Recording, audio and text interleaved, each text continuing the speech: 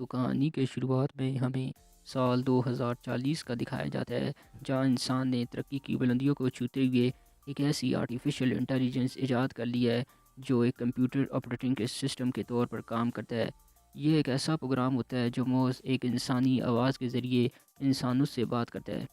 اس programme کو بنانے کا مقصد یہ تھا تاکہ کمپنیاں جان سکیں انسانی جذبات اور ان کے تاثرات جو وہ اپنی نجی زندگی میں بعض اوقات دبا کر رکھتے ہیں اور کسی سے شیئر نہیں کرتے۔ تو انہی افراد میں شامل ہیں مسٹر تھیوڈ۔ ناظرین، مسٹر تھیوڈ اپنی زندگی میں سب کچھ کھو چکا تھا، اپنے خونی رشتے، دوست اور اپنے بچپن کا پیار جو کہ اس کی بیوی تھی جسے وہ بہت زیادہ پیار کرتا تھا، وہ بھی اس کو چھوڑ کر چلی گئی تھی۔ ناظرین، اگرچہ تھیوڈ کی زندگی میں کچھ خاص نہیں تھا مگر وہ ایک اچھا ورکر تھا۔ تھیوڈ کا کام تھا وہ لوگ جو کسی کو ٹوٹ کر چاہتے ہوں۔ تھیوڈ ان لوگوں کے جذبوں کو اپنی لفظوں کی زبان دے کر ان کے پیاروں کو خط لکھتا ہے۔ ناظرین، ایک دن تھیوڈ آفس سے گھر آتے ہوئے ایک آپریٹنگ سسٹم خریدتا ہے جس کا نام OS1 ہوتا ہے۔ تھیوڈ اس سافٹ ویئر کو انسٹال کرتا ہے اور کچھ وقت کے بعد ایک خوبصورت، دلکش اور دل کو چھونے والی ایک لڑکی کی آواز آتی ہے اور وہ اپنا تعارف سمینتا کے نام سے کرواتی ہے۔ دراصل یہ وہی آپریٹنگ سسٹم تھا جس کے بارے میں شروع میں بتا چکا ہوں۔ تو اب تھیوڈ اپنے آپریٹنگ سسٹم سمینتا سے دوستی کر لیتا ہے اور دونوں ایک دوسرے کے بارے میں بتاتے ہیں۔ ان کے بیچ کبھی ہنسی مذاق، کبھی رومانوی تو کبھی دکھ بڑی باتوں پر ایک طویل بحث کرتے ہیں۔ اب تھیوڈ بھی کافی عرصے کے بعد خود کو ہلکا محسوس کر رہا تھا اور ہر روز آفس سے گھر آنے کے بعد سمینتا سے باتیں کرتا اور اسی دوران تھیوڈ کو سمینتا سے محبت ہو جاتی ہے۔ ناظرین، اس آپریٹنگ سسٹم میں ایک چھوٹا سا گیجٹ اور اس کے ساتھ ایک ایئر فون ہے جس کے ذریعے تھیوڈ کسی بھی جگہ چلتے پھرتے سمینتا سے بات کر سکتا ہے۔ ایک دن سمینتا اس کی ای میل چیک کرتی ہے۔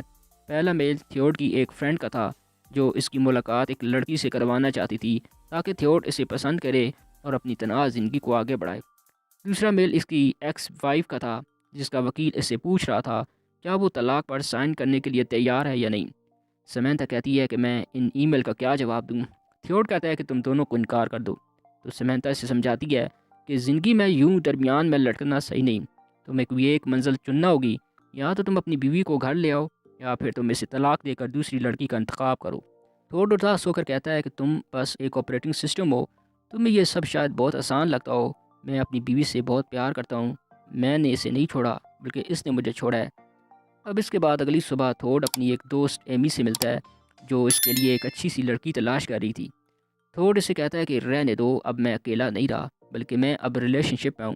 تھیوڈ اسے یہ نہیں بتاتا کہ وہ ایک آپریٹنگ سسٹم سے ریلیشن شپ میں آ چکا ہے۔ دوسری طرف اس کی دوست ایمی بتاتی ہے کہ اس کا اور اس کے ہسبینڈ کے درمیان طلاق ہو گیا ہے۔ اب کچھ وقت کے بعد جب تھیوڈ دوبارہ اسے اپنی دوست سے ملتا ہے تو وہ پہلے سے کہیں زیادہ خوش نظر آتی ہے۔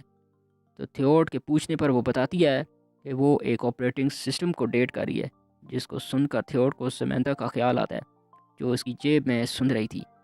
تو تھیوڈ بھی اب بلا جھجک ایمی کو اپنے اور سمینتا کے ریلیشن شپ کو بتا دیتا ہے، یعنی وہ اب دونوں ایک ہی کشتی کے مسافر ہیں۔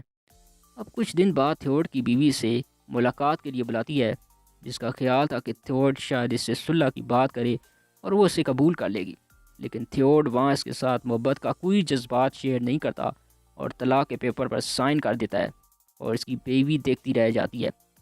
تھیوڈ اب سمینتا کے پیار میں پوری طرح سے ڈوب چکا تھا اور اس نے اپنی زندگی سے انسانوں کو باہر نکال دیا تھا، کیونکہ انسانوں کا رویہ اور سوچ اس آپریٹنگ سسٹم کی طرح سمبود نہیں تھا۔ وہ کئی چیزوں پر اڑ جاتے تھے یا ایک دوسرے کو ایڈجسٹ کر جاتے تھے، جبکہ آپریٹنگ سسٹم ایک ہی وقت میں بہترین دوست، معاون اور ہم سفر ثابت ہو رہا تھا۔ ناظرین، کہانی میں تھیوڈ کے ہوش اس وقت اڑتے ہیں جب ایک دن جب وہ سو کر اٹھتا ہے تو اس کا سمینتا کے ساتھ کنیکٹ نہیں ہو پاتا، جس سے وہ کافی ایک لمحے کے لیے پریشان تو ہو جاتا ہے، لیکن پھر اس کا کنٹیکٹ سمینتا کے ساتھ ہو جاتا ہے۔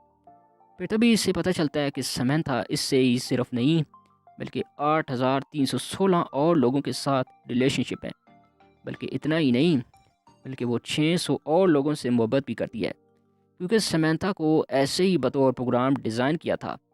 سمینتا کی باتیں جتنی بھی دل فریب ہوتی، آخر وہ تھوئی تو ایک آپریٹنگ سسٹم۔